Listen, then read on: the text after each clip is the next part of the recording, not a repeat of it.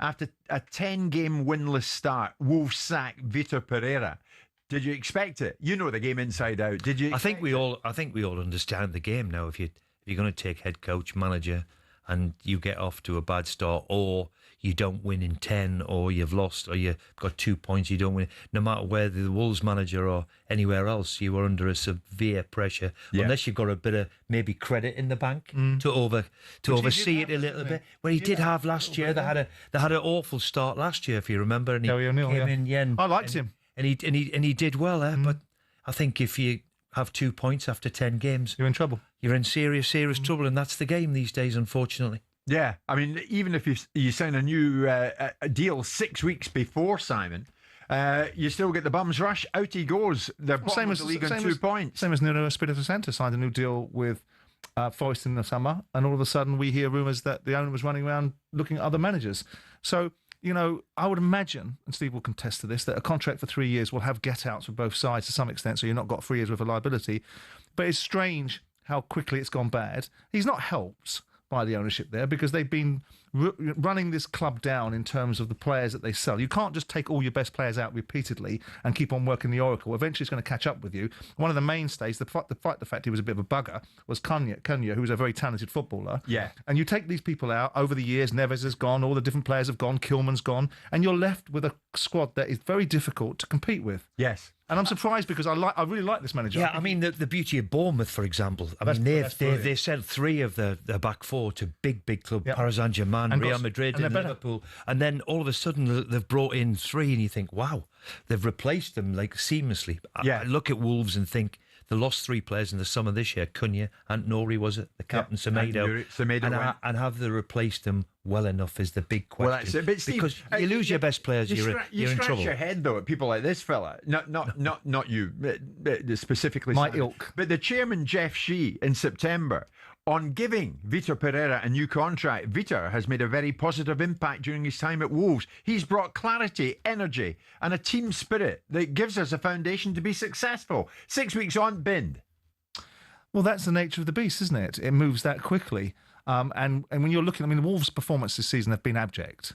I mean, they have been abject. And so how long do you allow that to go on? And if you're seeing no green shoots, 6 weeks ago, you're saying one thing, and you'll always be a hostage to fortune because whatever you say can be brought back into your face, whether you're a politician, a football club owner, or a football manager, it's going to be thrown at you. But 6 weeks ago, now's a time for stability. Well, stability is only as good as being in the Premier League, and that stability is no good just keeping a manager because it's stable. You can be stable in the Championship now, won't you? That'd be a wonderful stability that you've got there.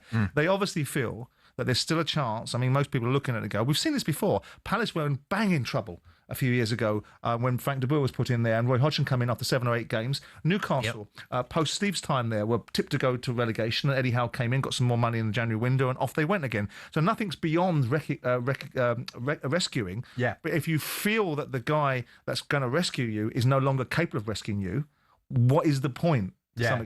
People will say it's brutal, but they'll get paid. No one's going on the breadline. And, so let's move on. And Wolves' ownership will look a bit foolish. And if they go back to Gary O'Neill, will look even more foolish. So there we are. Are Wolves beyond rescuing, Steve? What did they need? I always think if you're a club like Wolves, or you know where you're going to be in the bottom half of the division, I think we always used to say that you need 10 wins at least. Right. Now, I think Wolves haven't won just yet, so they've got to win. They've got to win 10 out of the next 28. Now, is that possible? Yes, of course it's possible, but it leaves them a mountain to climb, doesn't it? Really. But look, can you get on a bit of a run? Can somebody give them a lift? That's what they're all looking for. But I think we all understand, as I've said at the top of the interview there, that if you're going to take the head coach's role or whatever, then you know that you've got to make an instant impact. Yeah. And a bit like Martin now, we'll see the other side. Martin now has won 2 games. He's the king of Glasgow again. What it is, the orthodoxy's changed. Once upon a time, the orthodoxy was you've got to give people a lot of time. So now bake it into your thinking as a manager. You don't get that. If you take a job, you know that your impact has got to be immediate or near as damn it immediate. Now, certainly in the West Ham times, Espirito Santo has now crossed the Rubicon because he's got a result against a very poor Newcastle yesterday, to be fair. Yeah. But notwithstanding it, he's now got a result. But Simon, giving a manager a new deal means nothing, doesn't it? It means nothing. It means something in terms of What's if you don't give them a deal, then you'll have the media saying you've got no faith in them.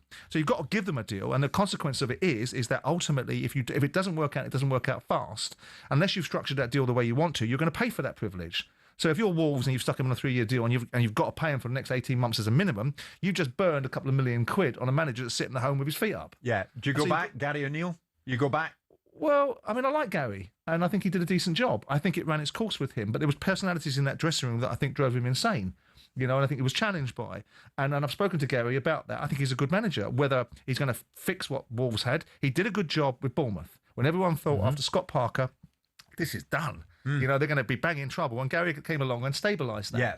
Yeah. But Bournemouth, as we have now seen under this guy, Bill Foley, is a bloody well-run football club because they've got a brilliant manager in it that keeps on recycling players and getting better. Yeah, I mean, they're example for a lot, Simon. And by the way, on the show last Monday, though, he came on and said that he can compete wages-wise with any club in the world. You can't.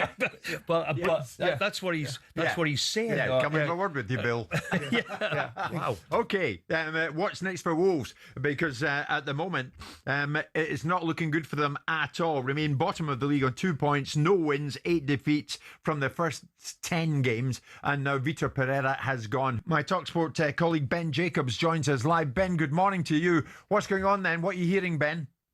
Yeah, good morning. Well, Wolves want to make a quick appointment, and that was also the case yesterday as well. We know that Gary O'Neill is one candidate to make a shock return. Rob Edwards has a lot of support within the Wolves hierarchy, but there'd be quite a high compensation if he's to leave Middlesbrough. And obviously, from his perspective, he would have to assess whether he's got more chance of being in the Premier League next season with Middlesbrough or Wolves. Michael Carrick has been discussed as well. So there's a few names there that allow Wolves to move relatively quickly. And the other factor, if they are to pay compensation, is that Vitor Pereira's exit package is not the full length of his 3-year deal. So my understanding is there was a clause within the new 3-year contract signed in September that allowed Wolves, if they sacked Pereira, to pay out only 1 year this season of severance. So that may give Wolves a bit more PSR headroom if they are to appoint a manager who's currently an incumbent at another club. My goodness. What chance Gary O'Neill? Quite a number of Wolves fans getting in touch who would have Gary back. What are you hearing? Has anyone emerged as the out-and-out favourite? Not yet, but I think that could move very quickly today. Gary O'Neill was called directly before Vitor Pereira was sacked. And as a consequence, we know that he's in the frame. And with other names, you sound them out because they've not managed Wolves before. But if you go back to an old manager, a little bit like Martin O'Neill, that call tends to have substance and usually results in relatively advanced talks. So I think Wolves are open to Gary O'Neill. It's just about whether he would like to go back. If he does so, the expectation is that Sean Derry would also join him as well. But it's going to be whether or not O'Neill is somebody that Wolves feel can not only get them out of trouble, but if the parties were also to agree something longer term. Because my understanding is that O'Neill will not return to Wolves if the only offer on the table is come and get us out of trouble. And it's a 1-year deal until the end of the season. So a little bit like Sean Dyche when he took the Nottingham Forest job. It will not progress with Gary O'Neill unless it's longer term than only between now and the end of the season. And that's maybe why Gary O'Neill and Wolves are taking just a little bit of time. But I don't think we'll have to wait too much longer to learn who the next Wolves manager is. Yeah, I'm seeing John from Shropshire.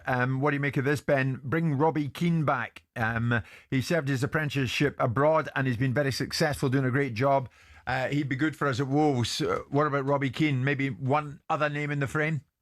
Yeah, what I can tell you is that Robbie Keane has applied for the job. We don't have any indication yet as to whether Wolves instigated contact and said make that application, but we know that Robbie Keane is another candidate who started his career at Wolves that has put his name in the frame. He's looking to get a job in England if he can. He was a name that was also linked with the Celtic vacancy as well. So keep an eye on that one because he's part of the formal process, but I'm not yet led to believe that he's a leading candidate or anything is imminent, but he's in the mix. And that just tells you that Wolves have got plenty of options, which is why, again, my expectation is that in the course of the next 24, 48 hours, a clear direction of who is going to replace Vitor Pereira should be more obvious. Yeah.